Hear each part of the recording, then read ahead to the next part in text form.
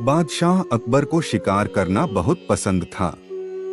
एक बार की बात है, बादशाह अकबर अपने सैनिकों के साथ शिकार पर निकले। शिकार करते करते वो इतने आगे चले गए कि वो अपने दल से छूट गए। उनके साथ बस कुछ ही सैनिक रह गए थे। अब शाम होने को थी और सूरज ढलने वाला था। साथ ही अकबर और उनके साथ के सैनिकों को भूख भी सताने लगी थी। काफी दूर निकल आने पर बादशाह अकबर को यह एहसास हुआ कि वो रास्ता भटक गए हैं। वहां आसपास कोई नजर भी नहीं आ रहा था जिससे रास्ते के बारे में पूछा जा सकता था। थोड़ी दूर और चलने पर उन्हें एक तिराहा नजर आया। बादशाह को यह देखकर थोड़ी खुशी हुई कि चलो इनमें से कोई न कोई रास्ता राजधानी तक तो जाता ही होगा। लेकिन सभी इसी उलझन में थे कि किस रास्ते पर चला जाए। तभी सैनिकों की नजर सड़क किनारे खड़े एक छोटे से लड़के पर पड़ी।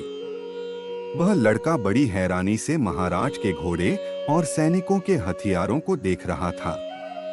सैनिकों ने उस बालक को पकड़कर महाराज के सामने पेश किया। बादशाह अकबर ने लड़के से पूछा, ऐ लड़के, इनमें से कौन सा रास्ता आगरा जाता है? यह बात सुनकर वह बच्चा जोर जोर से हंसने लगा। यह देखकर राजा को बहुत गुस्सा आया, लेकिन उन्होंने शांत भाव से उससे उसकी हंसी का कारण पूछा।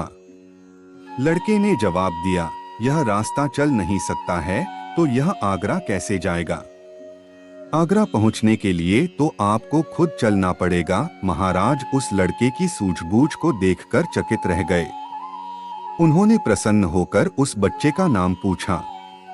लड़के ने जवाब में अपना नाम महेश दास बताया। महाराज ने उसे इनाम में सोने की अंगूठी दी और दरबार में आने का न्योता दिया। इसके बाद बादशाह अकबर ने लड़के से पूछा, क्या तुम मुझे बता सकते हो कि किस रास्ते पर चलने से मैं आगरा पहुंच पाऊंगा? लड़के ने बड़ी ही शालीनता से सही रास्ता बताया और महाराज अपने सैनिकों के साथ आगरा की ओर चल पड़े।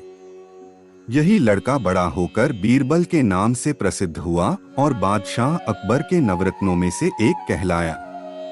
इस कहानी से हमें यह सीख मिलती है कि ज्ञान और सूझबूझ का सम्मान करना चाहिए। अगर कहानी पसंद आई हो तो वीडियो को लाइक और चैनल को सब्सक्राइब करना ना भूलें।